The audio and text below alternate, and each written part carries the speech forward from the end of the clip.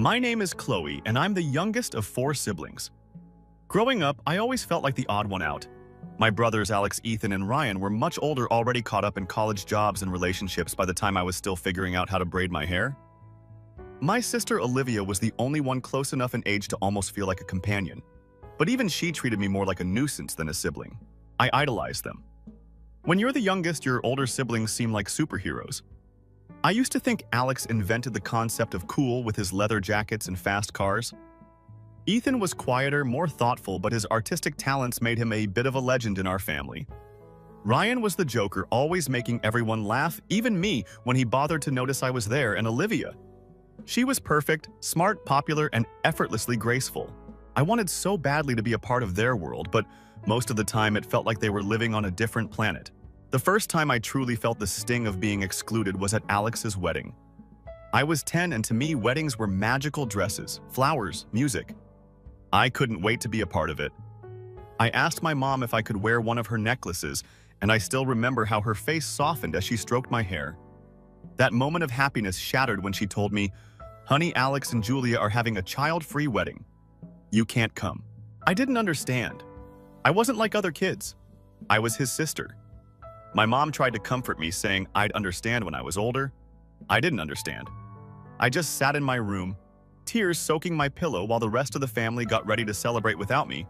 I heard laughter from downstairs, car doors slamming, and then silence. I sat there staring at the clock, trying to imagine what was happening without me. When Alex came back from his honeymoon, I thought he'd at least say something, maybe even apologize. He didn't. In fact, he didn't even mention the wedding around me. It was like it never happened. I kept waiting for him to acknowledge that it hurt, but he just treated me like I was a little kid who wouldn't understand. 2 years later, it was Ethan's turn. By then, I was 12, more mature at least, I thought so. When Ethan and his fiancée announced their wedding, I convinced myself that this time would be different. I was older, quieter, and definitely more well-behaved. I made sure everyone knew how mature I was, always offering to help around the house, hoping they'd see me as more than just the baby.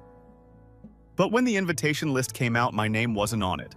"It's another adults-only event," Mom explained with that same forced smile. I didn't cry this time, but my heart still broke. The only thing worse than being treated like a child is being ignored entirely. I didn't beg. I didn't throw a tantrum. I just quietly went to my room and stayed there. When I heard everyone getting ready, I put my headphones on and drowned out the noise. I didn't want to hear about Ethan's special day, not when I was deliberately left out again. When Olivia got engaged 3 years later, I had a tiny spark of hope. She wasn't planning on a child-free wedding at first. I remember overhearing her telling our mom how she wanted everyone there, including the younger cousins. But then our aunts and uncles got involved, insisting that weddings were better without kids running wild. Eventually, Olivia gave in. The rule became no one under 16. I was 15. I went to Olivia, trying to keep my voice from trembling. "Can't I just be an exception? I'm your sister. I promise I'll be quiet." She looked at me expressionless. "Chloe, it wouldn't be fair. If I make an exception for you, I'll have to make one for everyone." Fair? That word twisted in my stomach. It wasn't fair. I wasn't just any kid. I was her sister. I didn't yell. I didn't cry. I just turned around and walked away, feeling like I'd been punched in the gut. That night, I broke down in my room, feeling completely isolated. My parents grounded me for disrespecting Olivia. 6 months of being grounded for trying to fight for a place at my sister's wedding. I spent most of that time in silence, letting the resentment simmer. When Ryan got engaged a year later, I didn't even bother asking. I was 17 by then, and I'd learned not to hope. Of course, the wedding was child-free. I felt numb when I heard. I didn't cry or rage. I just accepted it, the way I'd learned to accept that my siblings didn't see me as part of their lives. The final blow was when I found out that my cousin Sarah, who had just turned 18, was invited. She was barely a year older than me, but apparently that was enough. I overheard my parents telling someone on the phone, 18 is the cutoff. I wanted to scream that I was practically the same age, but I didn't. I just texted Ryan, "Congrats. Hope it's a great day," and went back to pretending I didn't care. After that, I gave up trying. I stopped asking to be included. I stopped caring if they saw me or not. I was done being the little sister who got left behind. Years passed, and I eventually met Eric. He was the first person who made me feel seen, really seen. One night, as I told him the whole story, he just stared at me, stunned. Wait, they didn't invite you to any of their weddings, not even when you were almost an adult? I shrugged. Nope, that's seriously messed up, he said, shaking his head. You're their sister. How could they just not care? For the first time, someone validated how much it hurt. I didn't realize how badly I needed that. I'd spent so many years convincing myself that it didn't matter that being left out was normal. But it wasn't. When Eric proposed to me, I knew one thing for sure. My wedding was going to be different. I was done being the afterthought. I was done begging to be noticed. This time I was going to be surrounded by people who actually cared about me. And my siblings. They weren't getting an invite. When Eric and I started planning our wedding, I felt a strange mix of excitement and dread. On one hand, this was my chance to finally have the kind of day I'd dreamed about, a day where I wasn't just an afterthought. On the other hand, I knew that not inviting my siblings was going to unleash a storm I might not be ready for. But I was done letting their indifference dictate my choices. Eric and I kept the guest list tight. We wanted a small, intimate ceremony with people who genuinely cared about us. Not just those who felt obligated to show up. It felt good, almost freeing to draft a list without worrying about family politics. Our closest friends. A few supportive cousins and Eric's family made the cut. My siblings. Not even a consideration. The first sign of trouble came when my mom called me one afternoon, her voice dripping with forced cheer. I should have known something was up. She never called just to chat. Hey, Chloe, how are the wedding plans coming along? She asked, her tone unnaturally bright. Good, I replied cautiously, already sensing where this was going. Almost everything's set. There was a pause, just long enough for me to brace myself. So, your brothers and Olivia haven't gotten their invitations yet. Did you send them out already? I took a deep breath. I knew this conversation was coming, but that didn't make it any easier. Yeah, I sent them out. Another pause. I could almost hear her frowning on the other end. Well, they didn't get theirs. Maybe it got lost in the mail. I bit my lip, my heart pounding. This was it. The moment of truth. No, Mom. I didn't invite them. Silence. Heavy, suffocating silence. Then came the explosion. What, Chloe? What are you talking about? You didn't invite your own brothers and sister to your wedding. What's wrong with you? I felt my chest tighten, but I forced myself to stay calm. They didn't invite me to their weddings. Mom, not a single one of them. I'm just returning the favor. That was different. She snapped, her tone sharp enough to cut glass. You were a kid. They didn't mean to hurt you. I let out a bitter laugh. Well, it hurt anyway, and I'm done pretending like it didn't. Her voice took on that guilt-tripping tone she'd perfected over the years. Chloe. You're being spiteful. Family is family. You don't just shut them out like this. What will people think? And there it was, the classic, what will people think? My mother's favorite line. She had always cared more about appearances than actual relationships. I felt a surge of anger, but I forced myself to stay composed. I don't care what people think, Mom. This is my wedding. I'm only inviting people who actually care about me. They didn't care enough to include me in their big days, so I don't see why they deserve to be at mine. She hung up on me. I wasn't surprised. That night, the family group chat blew up. It started with Olivia, of course. She'd always been the one to stir the pot while pretending to be the peacekeeper. Olivia. Hey, Chloe. Did something happen with the mail? We haven't gotten our invites yet. Then came Ethan, blunt as always. Ethan. What's going on? Why aren't we invited? I stared at my phone, my thumbs hovering over the keyboard. Part of me wanted to lay it all out to tell them exactly how much they'd hurt me over the years. But another part of me knew it wouldn't make a difference. They wouldn't get it. They never had. So I did something they never expected. I didn't respond. I just left the chat on read. Eric noticed I was quiet during dinner and gently touched my hand. Hey, what's going on? I showed him the messages, my jaw clenched so tightly I thought my teeth might crack. He read through them, then looked up at me, his eyes full of understanding. You don't owe them an explanation, Chloe. They made their choices. Yeah, I said, my voice quieter than I intended, but they're going to make me out to be the bad guy. I know it. Let them, he said firmly, squeezing my hand. You know the truth. That's all that matters. I felt a small flicker of peace at his words. For the first time, I felt like I wasn't fighting this battle alone. The next morning, my parents showed up at my apartment unannounced. I should have known they wouldn't let this go quietly. My mom stormed in the second I opened the door, her face flushed with anger. What are you thinking, Chloe? Not inviting your own siblings to your wedding? What kind of person does that? I crossed my arms, trying to keep my voice steady. Mom, I told you.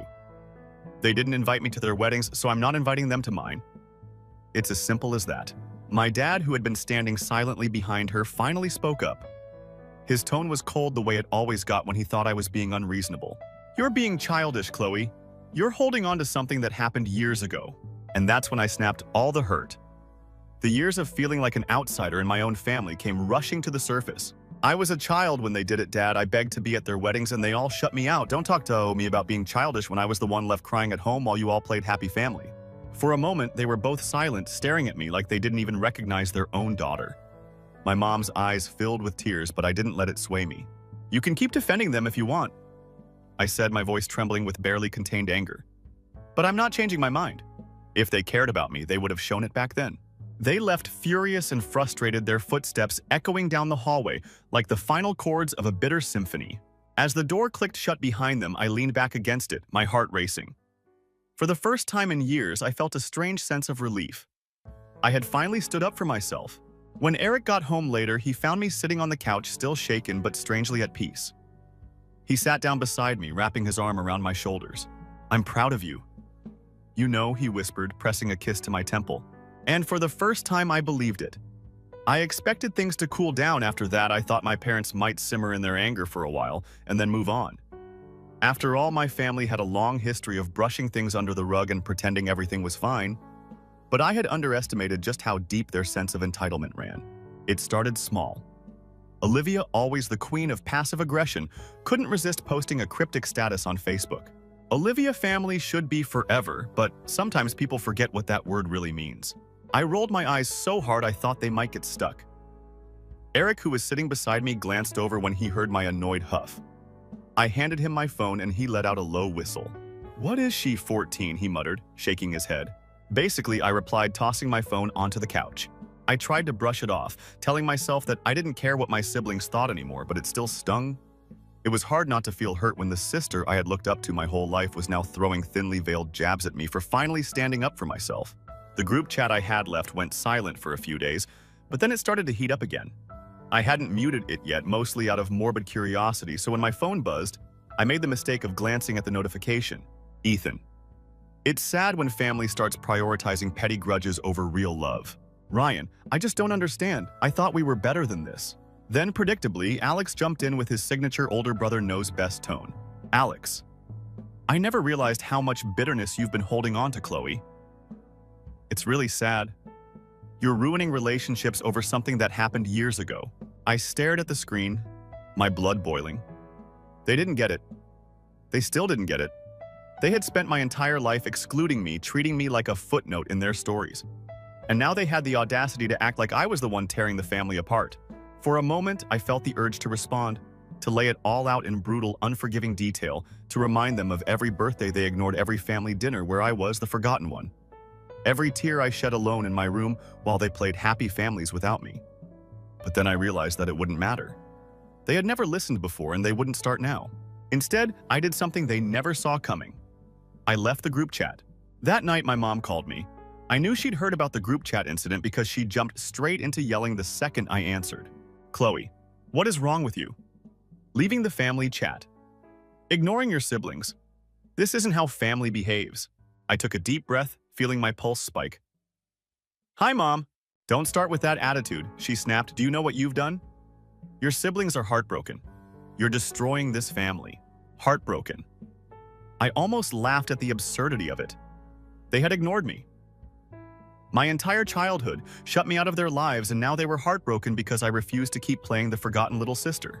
I'm destroying this family, I shot back. My voice trembling with the weight of years of pent-up hurt. I was 10 when Alex got married. Mom, 10, I begged to be there, and you all told me I didn't matter enough to be included. And it happened again and again. I begged to be at Olivia's wedding, and she told me no, because it wouldn't be fair to the other kids. I spent my teenage years crying alone in my room because my own family didn't think I was important enough to include. So don't tell me I'm destroying this family.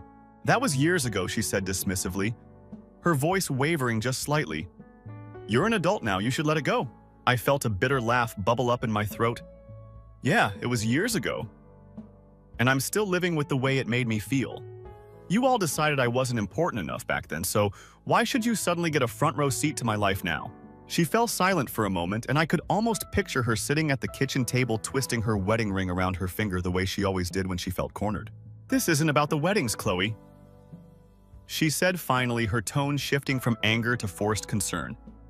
"This is about you pushing everyone away. Family is all you'll have in the end." I took a deep breath, my chest tightening. "No, Mom. Family is supposed to care about you. They're supposed to love and support you. That's not what you've been to me. You made me feel like I didn't matter, and I'm done pretending that's okay." I hung up before she could respond, my hands shaking. I dropped the phone onto the couch beside me, leaning back and closing my eyes as I tried to steady my breathing. Eric walked in a moment later, a worried look on his face. I heard you yelling, "Everything okay?" I managed a weak smile. "Just my mom trying to guilt-trip me into inviting the siblings to the wedding." He crossed the room in 2 long strides, pulling me into his arms. "Hey, you don't owe them anything. You deserve a day surrounded by people who actually love you." I buried my face in his chest, feeling the tension slowly drain from my body. "I know," I whispered, my voice muffled against his shirt, "but it still hurts." "I know it does," he murmured, pressing a kiss to the top of my head. "But you're doing the right thing." I clung to him, letting his steady heartbeat calm my frayed nerves. For the first time in a long time, I felt like I wasn't alone. Like maybe I could finally break free from the shadow my family had cast over my life. Later that night, as we sat on the couch watching some mindless sitcom, Eric reached over and gently squeezed my hand. "You're stronger than you realize, you know." I looked over at him, his blue eyes full of quiet reassurance, and felt a small flicker of hope ignite in my chest. "Yeah," I whispered, squeezing his hand back. "Maybe I am." I thought the worst of it was over. I had made my decision, stood my ground, and even walked away from the family group chat without a second thought. I figured they would grumble among themselves for a while, then move on like they always did. But I underestimated just how deeply my family clung to their twisted sense of entitlement. A few days after the call with my mom, I got a message from my cousin Lauren. She had always been the kind of relative who thrived on drama, the one who always knew everyone's business before they did. I hadn't heard from her in months, so when her name popped up on my screen, I hesitated before opening it. Lauren. "Hey, just heard about the wedding situation. Your siblings are saying you're going through some kind of phase. They're telling everyone you're being dramatic and that you'll regret this." I rolled my eyes. Of course, they had already spun the narrative to paint me as the unstable one. I could practically hear Olivia sighing to our aunts over brunch, lamenting about her poor misguided little sister who was acting out for attention. I didn't bother replying. What was the point? I had made my decision, and I wasn't about to be guilt-tripped back into a family that had never truly made space for me. But the messages kept coming. My Aunt Maria, always the self-appointed family mediator, sent me a long text a few days later. "Aunt Maria, Chloe, I don't understand why you're doing this. Family is everything. Your siblings love you. This whole situation is breaking your mother's heart. Please reconsider before it's too late." I felt my jaw clench as I read her words. I loved how they all acted like I was the one breaking the family apart, as if my siblings hadn't spent years ignoring me, pushing me to the sidelines and treating me like an inconvenience. I didn't reply to that one either. Things escalated a week later when my parents showed up at my apartment again. I hadn't bothered to block them because deep down I still hoped they might finally listen, might finally see my side. But when I opened the door, I immediately knew I was wrong. My mom's eyes were red-rimmed like she had been crying, but her jaw was set in that familiar stubborn line that meant she had already decided I was the villain in this story. My dad stood behind her, his arms crossed over his chest, his face a mask of disappointment. "Chloe." My mom started, her voice wavering slightly. "We need to talk." I leaned against the doorframe, crossing my arms. "I'm listening." She took a deep breath, her eyes filling with fresh tears. "This has gone too far. You're ripping this family apart over something that happened years ago. Your siblings are devastated. Your father and I are heartbroken. Can't you see what you're doing?" I felt my heart tighten, the familiar sting of guilt trying to worm its way back into my chest, but I forced myself to stay strong. I had come too far to back down now. "I'm not the one ripping this family apart, Mom," I said, my voice steady despite the tremor in my hands. They made it clear a long time ago that I didn't matter to them. I spent my entire childhood being left out, ignored, and forgotten. I begged to be included, and they shut me out over and over again. So don't stand there and act like this is all my fault. My dad's face hardened, the lines around his mouth deepening as he stepped forward. "You're being childish, Chloe. Family is forever. You don't just cut people off because of a few hurt feelings." I felt my anger flare hot and sharp. A few hurt feelings. You think this is about a few hurt feelings? I spent years watching my siblings celebrate their lives while they shut me out of every major event. I cried alone in my room, while you all pretended I didn't exist. I'm not being childish, I'm protecting myself. My mom let out a choked sob, covering her mouth with one trembling hand. Chloe, please, we love you. We're your family. Don't push us away. I shook my head, my chest tightening. Love isn't just a word you throw around when it's convenient, Mom. Love is about being there for each other, about making each other feel valued. And that's not what you've given me. I saw my dad's jaw tighten, the muscles in his neck straining as he struggled to keep his composure. You're going to regret this, he said, his voice cold and final. One day you're going to wake up and realize you cut off the only family you have. I met his gaze, my own eyes burning with unshed tears. No, Dad. I'm cutting off the people who made me feel like I was never part of this family in the first place. There's a difference. They left. Without another word, my mom's muffled sobs echoing down the hallway. As my dad guided her back to their car, I closed the door behind them, leaning against it as the weight of the confrontation crashed down on me. Eric found me like that when he got home an hour later. My back against the door, my knees pulled to my chest, silent tears streaming down my face. Hey, he said softly, dropping his bags and crossing the room to kneel in front of me. What happened? I let out a shaky breath, wiping my tears with the back of my hand. My parents were here. They tried to guilt me into inviting my siblings again. Eric's jaw tightened, his eyes darkening. Do you want me to talk to them? I managed a weak smile, my heart swelling with gratitude for this man who had stood by my side through all of this. No, I think I just need to breathe for a minute. He nodded, leaning in to press a gentle kiss to my forehead. Take all the time you need. I'm here. I wrapped my arms around his neck, holding him close as I tried to steady my breathing. In that moment, I realized something important. For the first time in my life, I felt truly supported. I felt seen.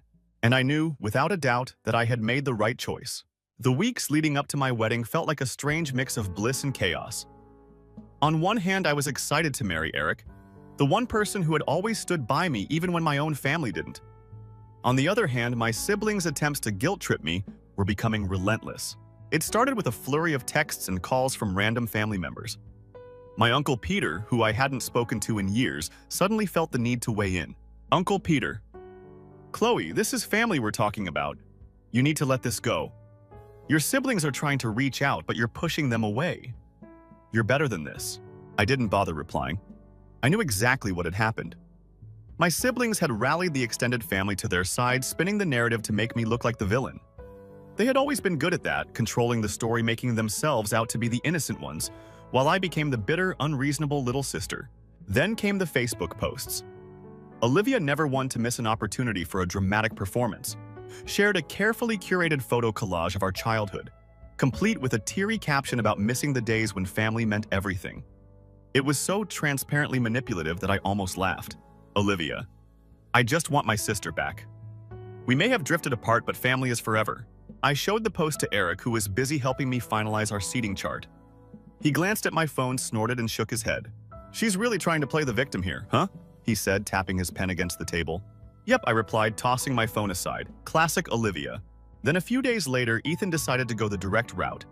I got a text from him late one night, long after I'd given up on the idea of sleeping. Ethan, we need to talk. This whole wedding situation is ridiculous. We're your family, you can't just cut us out like this. I stared at the message, my fingers hovering over the screen. For a brief moment, I considered replying, trying to explain again why I had made this decision. But then I remembered all the times I had tried to have real conversations with my siblings only to be brushed off or talked down to. I remembered the countless nights I had spent crying in my room, feeling like I didn't matter to the people who should have cared about me the most. So I did what I should have done a long time ago. I blocked his number. It felt oddly liberating, like cutting a cord that had been strangling me for years. The next morning, my mom called again. I had half a mind to ignore her, but a small, stubborn part of me still hoped that maybe, just maybe, she would finally understand my side. Chloe. She began, her voice already dripping with disappointment. What is going on with you? Your siblings are heartbroken. They've been trying to reach out and you're just ignoring them. This isn't like you. I clenched my jaw, forcing myself to stay calm. Mom, I'm not ignoring them. I'm protecting myself. There's a difference. Protecting yourself. She repeated, her tone incredulous. From your own family. What happened to you, Chloe? You used to be such a sweet, loving girl. Now you're just cold. I felt a bitter laugh rise in my throat. Maybe I got tired of being the one no one cared about. Maybe I got tired of begging for a place in this family. That's not fair. She snapped, her voice rising. Your siblings love you. They always have. I could feel my patience slipping. If they loved me, they would have included me. They would have invited me to their weddings. They would have made me feel like I mattered, but they didn't. Mom? They made me feel like a burden, like an outsider. And I'm done pretending that's okay. There was a long, heavy silence. I could hear her breathing on the other end, the sound of her wrestling with her own guilt. Chloe, she said finally, her voice quieter. Now almost pleading. Family is forever. You're going to regret this. One day, you'll see. I closed my eyes, feeling the familiar ache of disappointment settle into my bones. Maybe I will, Mom. But I'd rather live with that regret than keep letting myself be hurt by people who never really cared about me. I hung up before she could say anything else. My hands shaking as I set my phone down on the kitchen counter. Eric found me there a few minutes later, leaning against the counter with my head in my hands. He crossed the room in 2 quick steps, wrapping his arms around me from behind and pressing a gentle kiss to the side of my head. You okay? He murmured, his voice warm and steady, the perfect anchor in the middle of my emotional storm. I leaned back into his embrace, closing my eyes as I took a deep, steadying breath. I don't know. I admitted, my voice barely more than a whisper. I didn't think it would be this hard. He tightened his grip around me, resting his chin on my shoulder. I know. But you're doing the right thing. You deserve to be surrounded by people who actually care about you, and that's exactly what we're going to do. I felt a tear slip down my cheek, a mix of relief and exhaustion flooding my system. Thank you, I whispered, reaching up to squeeze his hand, for always being on my side. Always, he replied without hesitation, his lips brushing against my ear. You're my family now. In that moment, I realized that I had already found the kind of family I had always longed for. One that made me feel seen, valued, and loved. And for the first time, I truly believed that was enough. The morning of my wedding arrived with a strange calm. I woke up to the soft light filtering through the bedroom curtains. The sound of birds chirping outside and the quiet hum of my own heartbeat, steady but strong. I took a deep breath, letting the reality of the day settle into my bones. I was getting married. My best friend Lily, who had flown in from across the country to be my maid of honor, was already up, bustling around the living room in her mismatched pajamas, humming to herself as she arranged the breakfast spread. She shot me a wide grin as I shuffled into the kitchen, still wrapped in my robe. Morning, bride-to-be, she chirped, sliding a cup of coffee across the counter, ready to become Mrs. Anderson. I felt a flutter of nerves, but it was the good kind. The kind that reminded me I was about to marry the man who had stood by my side through all the chaos my family had thrown my way. More than ready, I replied, taking a grateful sip of the steaming coffee. Thanks for being here, Lil. She rolled her eyes, tossing a piece of toast onto my plate. Please, like I'd missed this for the world. As I sat down at the kitchen table, I felt my phone buzz against my robe pocket. For a moment, my heart seized, the old fear creeping back. I half expected another guilt-ridden message from my mom, or a snarky text from Olivia. But when I pulled the phone out, I saw Eric's name on the screen. Eric. Morning, beautiful. Can't wait to see you at the end of the aisle. I love you more than you'll ever know. I felt my eyes well up, a soft smile stretching across my lips. Eric, Lily asked, glancing up from her frantic search for the butter knife she had just misplaced. Yeah, I whispered, staring down at the words on my screen. He's amazing. Lily paused, her eyes softening as she leaned against the counter, toast forgotten. You deserve this, you know. All of it. The love, the happiness, you deserve it. I swallowed the lump in my throat, nodding as I blinked back, the tears threatening to spill over. I know I whispered more to myself than to her. The rest of the morning passed in a blur of hairspray, makeup brushes, and nervous giggles. The small bridal suite at the venue felt like a whirlwind of silk and lace, the air buzzing with the energy of a dozen excited voices. As my hairdresser pinned the final twist of my updo into place, I caught my reflection in the mirror and froze. For the first time in my life, I felt beautiful. Not just pretty, not just presentable, but truly beautiful. It was as if all the years of feeling like the forgotten little sister had been stripped away, leaving me free to shine in my own right. Lily appeared behind me in the mirror, her eyes already misty as she adjusted my veil. You look like a princess, she whispered, her voice catching on the last word. I let out a shaky breath, my eyes shimmering with unshed tears. Thank you, I whispered back, reaching up to squeeze her hand. The ceremony itself was perfect. The garden we had chosen was bathed in soft sunlight, the air filled with the scent of blooming roses and the gentle rustle of leaves. Twinkling lights hung from the trees, casting a warm golden glow over the small crowd of our closest friends and family. I clutched my bouquet a little tighter as I stepped onto the stone path leading to the gazebo where Eric waited. His eyes locked on mine, his smile wide and unguarded. I felt my heart swell as I took those first few steps, my feet light as air, my heart full of a happiness I hadn't thought I would ever feel. As I reached the gazebo, Eric took my hand, his fingers warm and steady against my own. I felt a tear slip down my cheek as he whispered, just loud enough for me to hear, "You look incredible." I felt the last pieces of my broken heart snap back into place. This was it. This was the family I had always wanted, the one I had chosen for myself. The vows were a blur of whispered promises and shared smiles, my heart swelling with every word Eric spoke. By the time we said I do, there wasn't a dry eye in the audience. Even Eric's usually stoic father had to discreetly wipe his eyes with his sleeve. The reception that followed was a whirlwind of laughter, dancing, and clinking glasses. I felt myself relax into the moment, letting go of the last remnants of doubt and guilt that had clung to me like shadows. At one point, as the sun dipped below the horizon and the garden lights cast a warm golden glow over the guests, I snuck away from the crowd, needing a moment to breathe. I wandered to the edge of the garden, the cool evening air brushing against my bare shoulders as I looked out over the rolling hills in the distance. I felt a presence behind me, and a moment later, Eric slipped his arms around my waist, pulling me back against his chest. "Hey," he murmured, his breath warm against my ear. "Why are you hiding out here?" I let out a soft, contented sigh, leaning back against him as I looked up at the twinkling lights above us. Just taking it all in. It's perfect. He tightened his grip around me, resting his chin on my shoulder. "You deserve perfect, Chloe. You deserve all of this." I felt my throat tighten, a fresh wave of tears threatening to spill over. "Thank you," I whispered, my voice breaking. "Thank you for choosing me." He pressed a gentle kiss to the side of my neck, his lips warm against my skin. "Always?" he whispered, his voice steady and certain. "I will always choose you." As I stood there in his arms, the sounds of laughter and clinking glasses echoing behind us, I realized that I had finally found the family I had always wanted.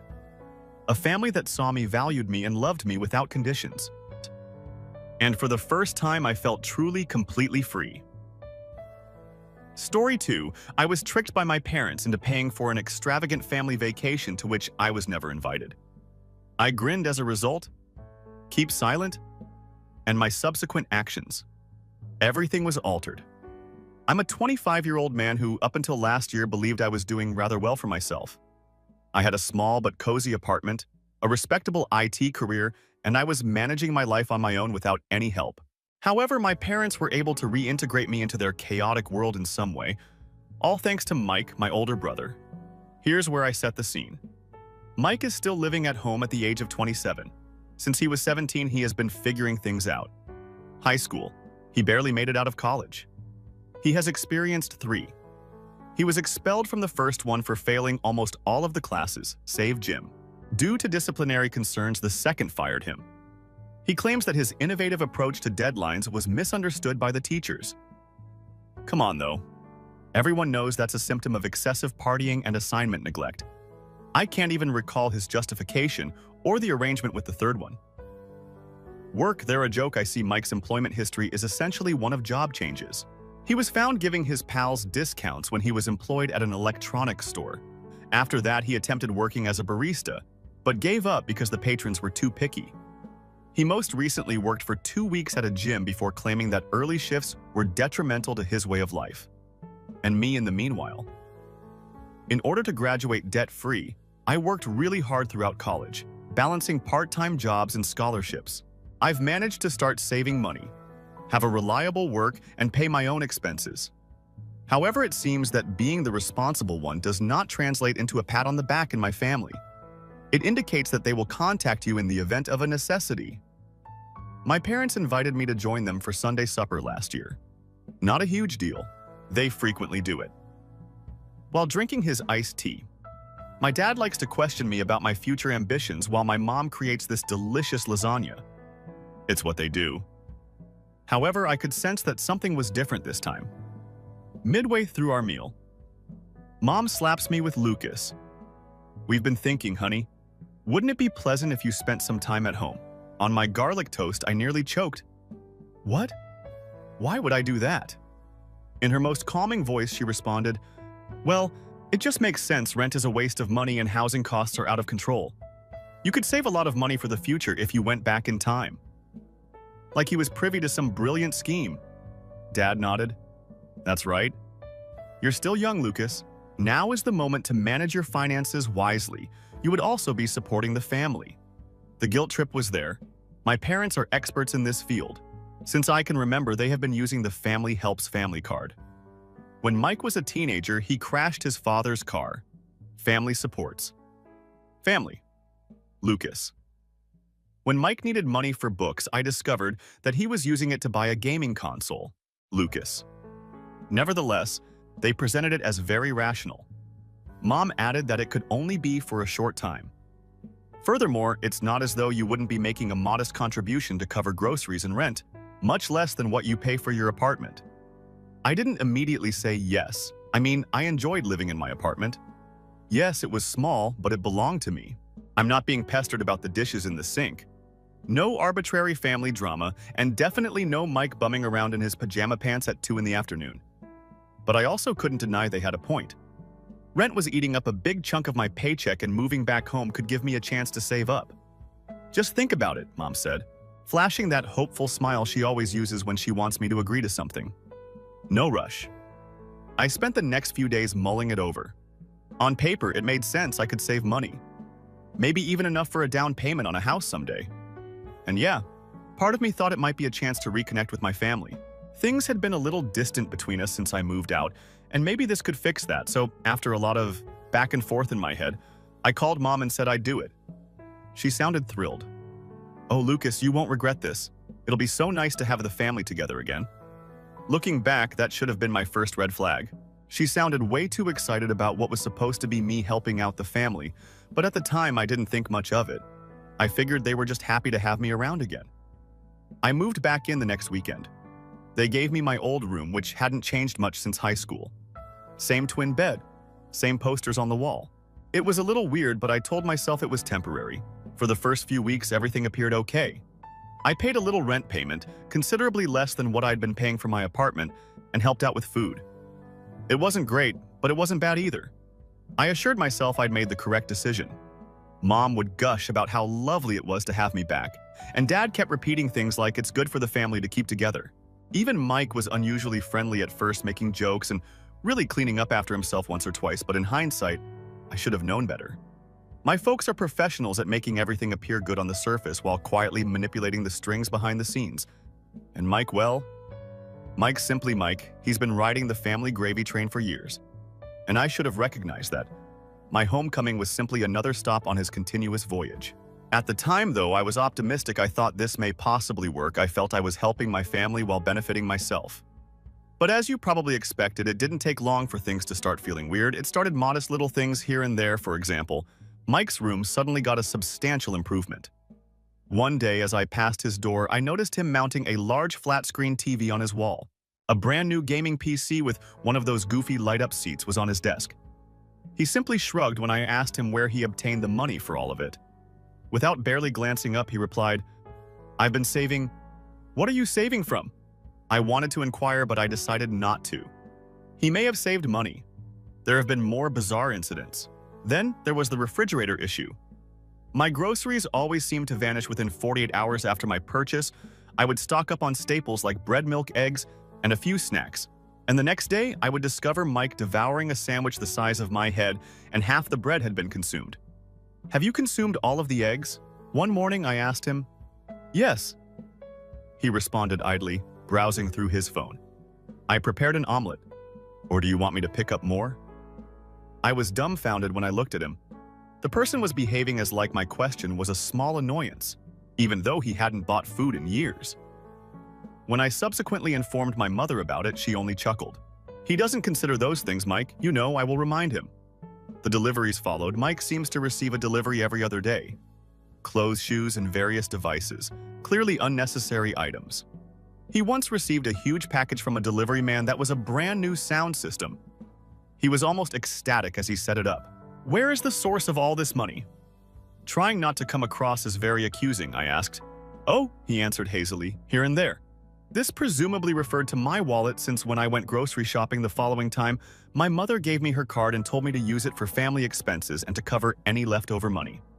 We'll reimburse you later. At first, I didn't give it much thought.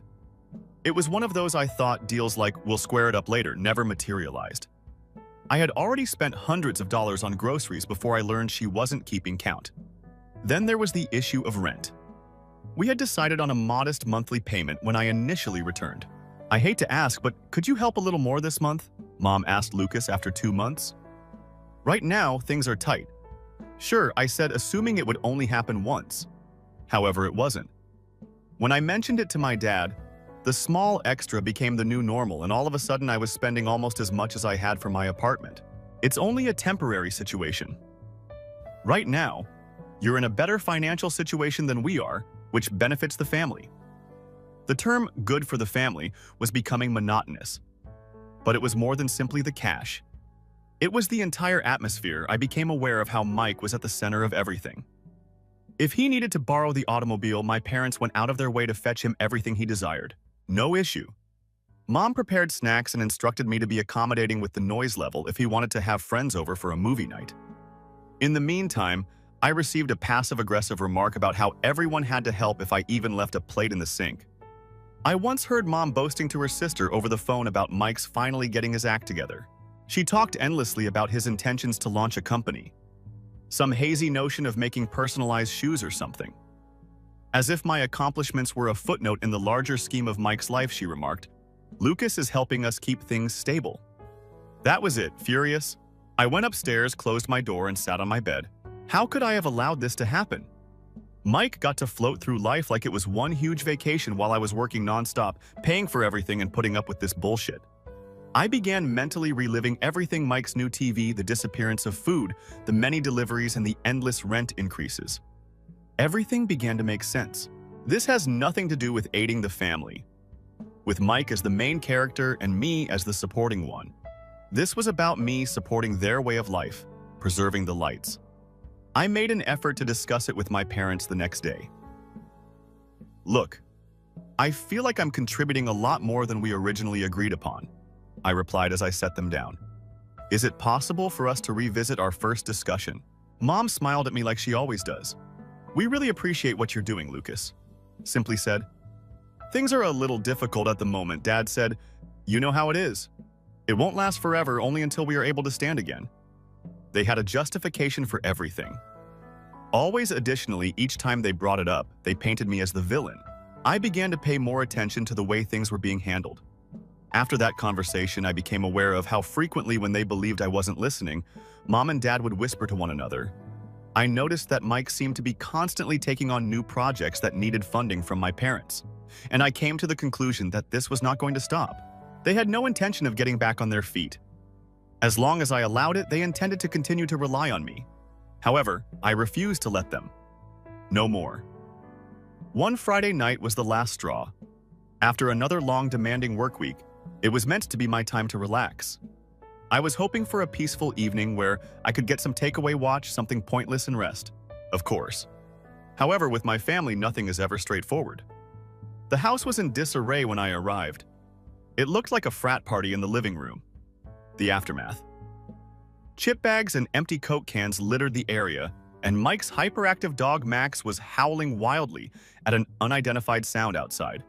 Mike's feet were up on the coffee table as he lay splayed out on the couch, playing games as normal. I said, hey, and left my suitcase at the door. Can you also tidy this up? This place is filthy. He hardly gave me a look. Yes, I will address it later.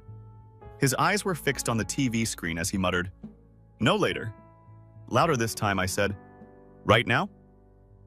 The last thing I want to do after spending the entire day at work is return home to this mess. Oh man, relax. He paused his game and stated that only a handful of cans. Why do you always act so stiff? I sensed my patient becoming tense. Mike, this goes beyond a few cans. You can't even clean up after yourself, and every single day I'm working my ass off while you sit around doing nothing. What's wrong with you? He sprang to his feet and fired back. She returned home. Not me. You weren't invited to be a housemaid. By now we were shouting, and Max, obviously annoyed by the commotion, began to bark even louder. Are you serious now? I yelled. Additionally, I've been handling my bills, purchasing groceries, and paying my rent. And you believe I'm only playing the role of maid? You've been taking advantage of your parents for years, and now you're attempting to blame me? Mike waved me away while rolling his eyes. Oh, we're at it once more, Lucas. Always so responsible, poor guy. Dude, you're not a saint. Leave if you don't like it. You are not being forced to stay. I wasn't prepared for how hard that hit. What do you know? Shaking my head, I said, You're correct, I'm done, and don't have to remain. He briefly displayed astonishment, but he soon covered it up with a smile. Excellent. Avoid being struck by the door as you leave. I slammed my door behind me and rushed upstairs. This time, I wasn't going to back down. After grabbing my duffel bag, I began packing. Whether it was inconvenient or late didn't matter to me. I finished packing my luggage with clothing and necessities. I kept reliving the fight over and over in my mind. How could I have allowed things to reach this stage? What had kept me there for so long? The answers were no longer important. I had a gut feeling that I wouldn't be staying here much longer. I was about to depart when I heard the front door open as I made my way downstairs with my duffel bag. After supper, Mom and Dad returned. What are you doing? Lucas? When Mom saw my backpack, her once jolly tone turned to one of perplexity. I'm going flatly, I replied. What? She moved closer and asked, why? What took place? Mike entered the room before I could reply, his prior smug look remaining on his face. He leaned against the wall and whispered, He's just being dramatic. Mom's expression became intense. What did you do, Mike, nothing defensively, he said. He is exaggerating our small argument to an absurd degree. I couldn't contain my resentful laughter. We had a little dispute, and you told me that if I didn't like it, I should just leave because no one asked me to remain? I am now departing. Mom's voice fell to that quiet, solemn tone she employs when she's attempting to maintain composure as she turned to Mike. You must apologize to your brother, Mike. For what purpose? She sternly reprimanded him for making him feel uncomfortable. Lucas is needed here. It is unfair to drive him away like this when he has been providing a lot of assistance, Dad added, who had remained silent until now. She is correct. It will be much more difficult for all of us if Lucas goes. Mike, you have to put this right. Mike let out a grunt. Right, I'm sorry. In any case, I was incredulous as I stood there looking at them. They didn't ask him to apologize because they wanted me to feel valued or because they cared about me. They wanted me to stay so they could continue to exploit me. Which is why they were asking. It came down to this after all those months of believing I was supporting my family and hoped we could be getting back in touch. I was only their ticket to eat. Do not bother? Slinging my backpack over my shoulder, I spoke. I'm not staying either. And I won't be persuaded by a phony apology. Hold on. Lucas. Mom said as she moved ahead of me. We can resolve this. Just sit down and have a conversation. No, I answered firmly. I'm finished, I'm done. Mom's expression dimmed and she briefly appeared to be truly distressed. You're being unreasonable, she said after straightening up. Lucas, we're a family. Exactly, I said, families support one another. However, that is not the situation at hand. I'm done complying with this one-sided situation. I opened the door after passing her. Whatever it was, I heard Mike mutter as I went outside. He will return. I didn't even try to answer. I simply tossed my bag in the back seat, went outside to my car and drove away. I crashed at my buddy Jake's house that evening. He made no inquiries at all. Stay as long as you need, he added, giving me a blanket. I felt lighter than I have in months as I lay on his couch. For the first time in a long, long time, the expectations of my family were not weighing heavily on me. They blew up my phone the next day as I had anticipated. I didn't care, though I was at last beginning to feel normal again. A few months after I moved out, I ultimately found my own apartment. But living at my friend Jake's house had been a lifesaver. A tiny yet comfortable place without all the responsibilities of living with my family. Life was quiet, and I was becoming used to my routine. Then one day my mother called. To be honest, I wasn't in the mood for one of her guilt trips, so I didn't pick up right away. However, I later listened to the voicemail she left. "Hello, Lucas. This is Mom. All I wanted to do was chat. We truly miss having you around and have been thinking about you. Although we acknowledge that things became tense, we would like to make amends. When you can give me a call back.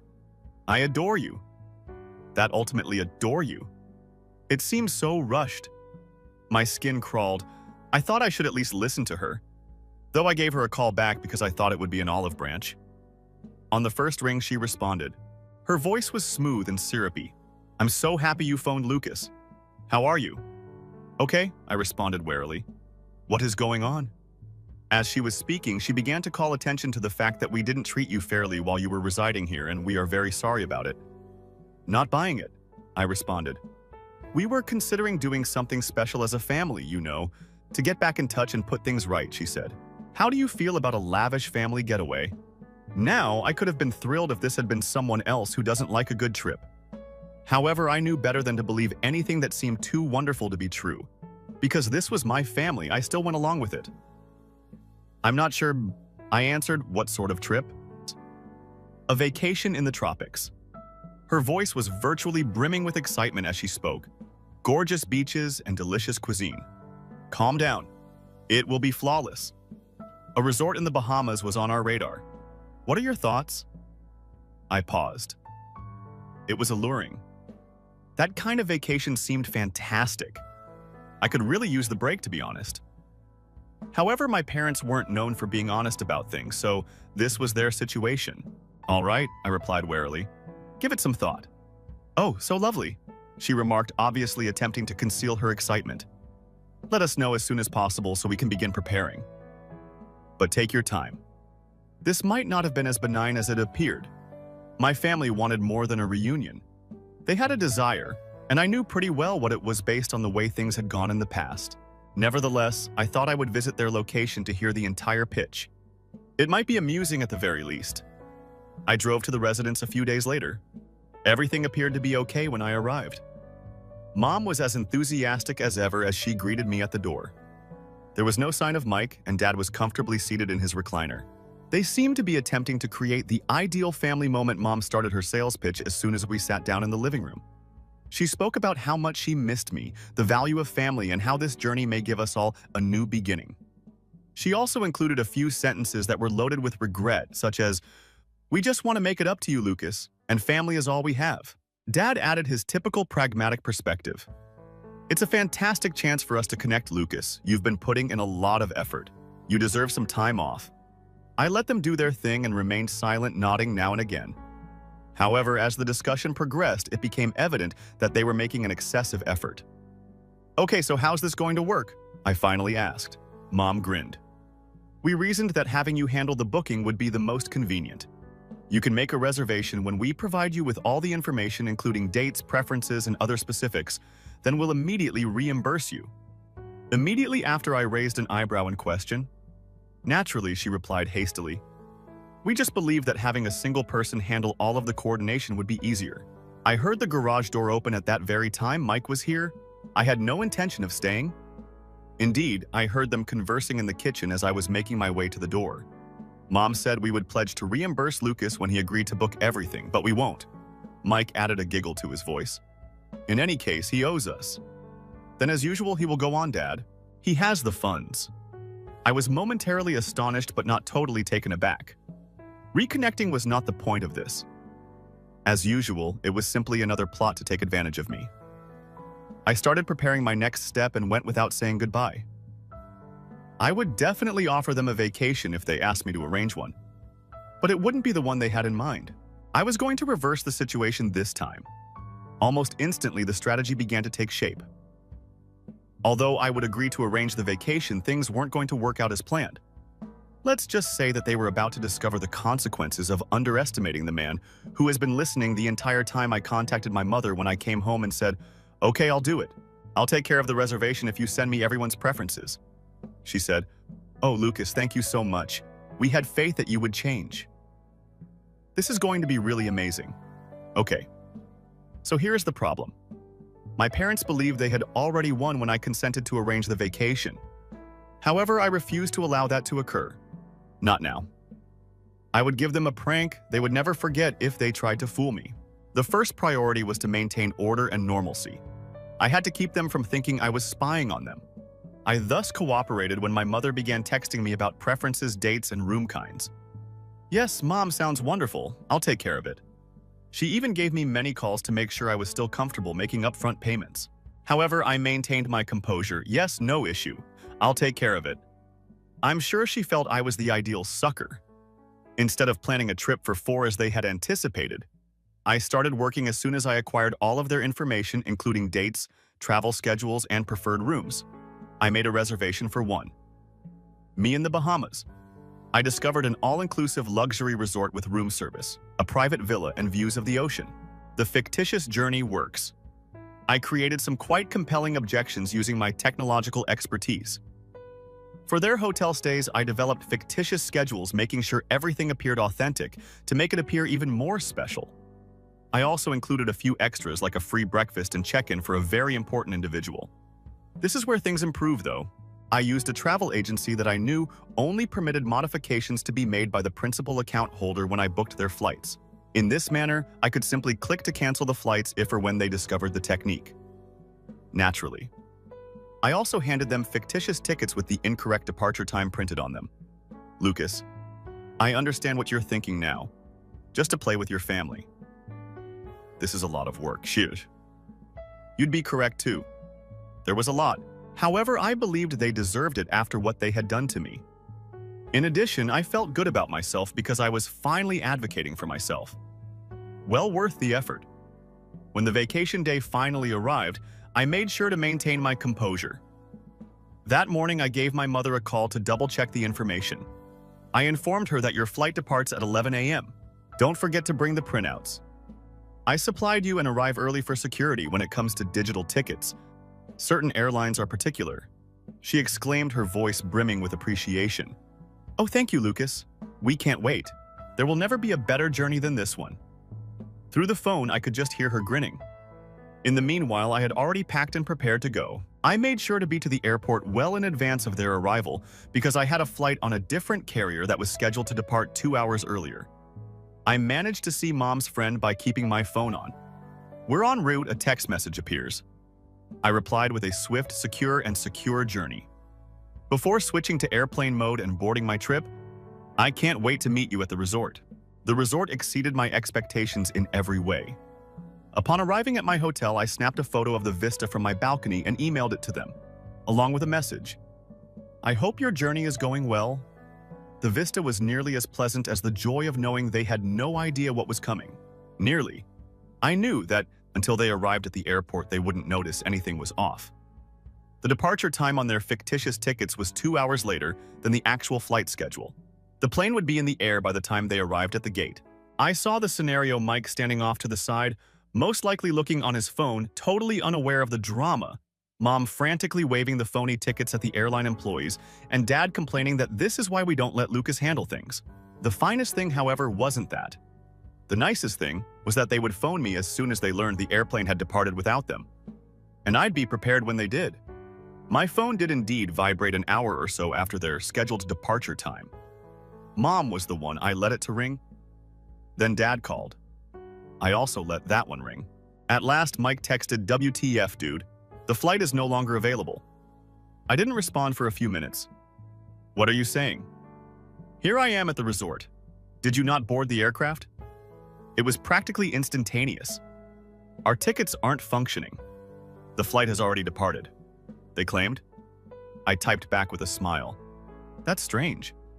Everything about my flight went smoothly. When I have Wi-Fi, I'll check on it." Prior to resetting my phone to airplane mode, I sent the group chat one final message. The text reads, "Enjoy your vacation," and it shows me relaxing by the pool with a drink in hand and sunglasses on. Hold on a minute. This time I suppose it's just me. Let's toast. I then switched off my phone. The days that followed were wonderful. It was made even better by the fact that I swam 8 amazing meals and relaxed in the sun without receiving any guilt trips or passive-aggressive remarks from those who were stranded at home trying to find out what went wrong. My last day here is today. Though I know the real pleasure is waiting for me back home, I feel totally rejuvenated. When I come home, I'll give you an update. Chapter 8. Okay, so allow me to share with you what transpired when I returned from my luxurious trip alone. Even while I was aware that the consequences would be tremendous, I didn't anticipate how absurd my family's response would be if you had previously believed that they were manipulating. Simply wait. After the most restful week of my life, I took a plane home. For once, I felt like I was treating myself the way I deserved and the resort was ideal. However, I noticed them as soon as I arrived at my flat. Yes, Mike and my folks were encamped outside my door as if they were planning an intervention. Mom was enraged. Mike only looked irritated and Dad was pacing and red-faced. Most likely because this required him to leave his PlayStation. Mom threw herself into the elevator as soon as I got out, Lucas. How could you have done this to us? She almost let out a cry. Like fools, we were standing at the airport. We were unable to use the tickets you provided. Dad added, accusing me with a finger point. You made us seem foolish in front of everyone. According to the airline employees, the tickets weren't authentic. Are you aware of how that made us appear? I responded. Oh, I know exactly how it made you look. As I gently opened my door. I knew they wouldn't leave until they finished their tirade, so I left the door open and went inside. Mike came in last saying to himself, "That's so stupid." I agreed with him. For once, I gestured toward the couch and said, "Sit down." They didn't. Mom chose to stand in the center of the living room with her arms crossed. Instead, anger and fury were mixed together on her face. Lucas, why would you do this?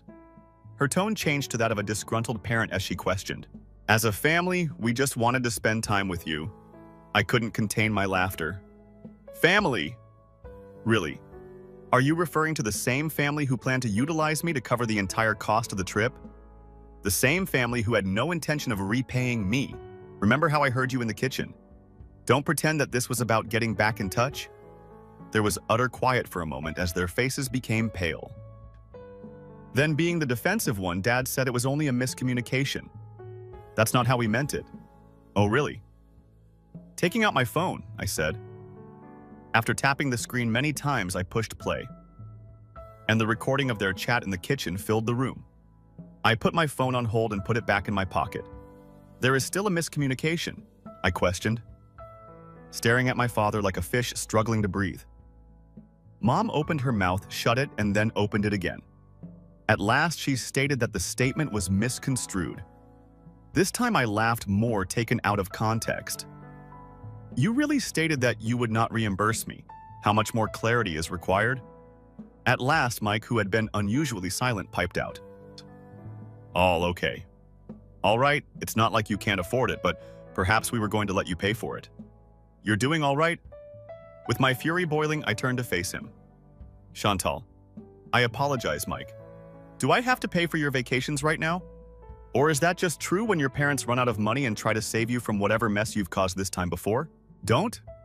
Mom said, don't talk to your brother like that?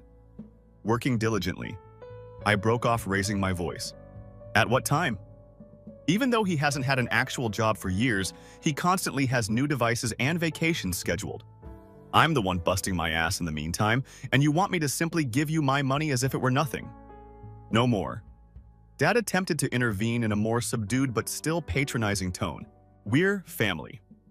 Lucas, you shouldn't be revealing our private matters in this manner. The final straw was that, do you wish to discuss family?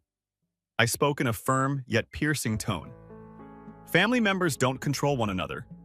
A family does not treat one child like a cash machine while allowing the other to get away with it. Just because you're angry doesn't mean you can suddenly play the family card. This time I refused to be used by you. After that, they had little to say. Mom said, "You've changed, Lucas," in an attempt to guilt me one final time. You've changed from who you were before. Yes, I have evolved until I learn how to advocate for myself. I said, you're upset because you can't keep me under control anymore. I then motioned for them to go and open the door. As Dad remarked, we're not done talking about this, and left. Yes, I believe we are. As I closed the door behind them, I answered. The actual repercussions started the next day. My phone began to overflow with texts from common friends and extended relatives, many of which included some variation of taco. You are so self-centered that you treat your parents that way. It seems that Mom and Dad quickly propagated their version of events. They claim that I played a cruel hoax on them by giving them phony tickets, omitting the fact that they were actually going to defraud me. I'm considering retaliating against them now. I have a plan. When Update 2 is finished, I'll let you folks know. Reddit. Hello once more. The long-awaited update is now here. I made the decision to come clean after my family's mayhem. No more deceit. No more secrets. I reasoned that I should be allowed to share my side of the tale with everyone who would listen since my parents were going to share theirs. I needed to correct the record. I took the course of action that any rational person in this day and age would take. I posted it on Facebook. I covered everything in a lengthy, in-depth piece. I began by explaining how my parents gradually transferred all of the financial responsibilities on me after persuading me to return home under the pretense of supporting the family. I explained how they had been taking advantage of me to support my way of life while making me feel as though I wasn't doing enough. I didn't hold back. I explained that I overheard them discussing how they intended to defraud me of the money I paid for the vacation and that they had no intention of repaying me. Naturally, I also added the portion about my retaliation that everyone was most interested in. Here's where I made the point though. I've included the recording in which Mike and my parents laughed as they laid out their whole plan. I made sure to include a disclaimer at the beginning of the post. I'm not trying to make anyone look bad since my parents have been presenting their version of events. I feel it is only right that my friends and family know the reality. Who is at fault is up to you to determine. I waited to see what would happen after hitting post. The response came instantly. The post received dozens of comments and shares in just 1 hour. I was unaware that this was the complete story, and those who had first purchased my parents' sob story quickly started to backtrack. "I'm so sorry for judging you, Lucas," one cousin wrote. "You were correct to defend yourself."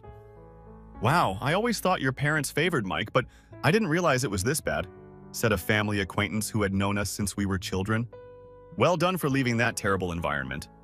I received a note from one of Mom's best friends who said, "I'm shocked that they did this to you. I'm so sorry I trusted them without hearing your side first. You didn't deserve any of that. As for my parents..." Oh, they were outraged. Mom left a series of comments on the post. All versions of, "I can't believe you're broadcasting our private family affairs online. You're making us seem bad." Dad's answer was more frightening. He wrote, "You better take this down, Lucas. You'll regret it because you're going too far." Neither of them received a response from me. I changed the post instead, adding a brief update at the end. I stand by everything I've stated here in case you were wondering. No matter how many threats or guilt trips I get, I will not be removing this post. Mike sent me a private message saying, "Wow, dude, really?" But predictably, he mentioned nothing on the post itself. "Do you think this is acceptable?" I also didn't bother to respond to him. As the aftermath persisted over the following several days, additional family members and friends got in touch, some of them giving assistance. Some are attempting to mediate. Some said that in order to prevent more strife, I should be the mature one and remove the post. However, I had little interest in dispute resolution at that time. Finally, being free from their influence was something I was interested in. When my parents returned to my flat, it was the tipping point. Mom pleaded with me to clean up this mess, but I stood at the doorway and refused to allow them in this time. "You've wrecked our reputation," she cried, tears flowing down her cheeks. "Lucas, how could you have done this to us? We are your parents," I told her. "You destroyed your own reputation." I simply said the truth. Perhaps instead of criticizing me, you should examine your own behavior closely. If that makes you feel embarrassed. I shut the door after saying that I posted one last thing on Facebook. Later that day, I would want to express my gratitude to everyone who offered encouragement and good thoughts. For those who believe I overreached myself, I appreciate your viewpoint, but I stand by my choice to tell my family the truth. I'm finished. I have attempted to assist you. I've made an effort to establish limits. I've also made an effort to be the bigger person. You don't value me or my contributions, which is why nothing has worked. From now on, I'm putting my health first. Don't contact, text, or visit my flat. Please, I'm continuing on with my life, and you're not included in that. I then blocked their numbers after they saw my post. I made my Facebook profile private and unfriended them. Now that things are calmer, I've been concentrating on forming bonds with people who genuinely value and care about me. For me, severing ties wasn't the best course of action, it was the sole choice. Sometimes the most self-loving thing you can do is to walk away. I appreciate your patience during this crazy journey. It feels amazing to be free at last.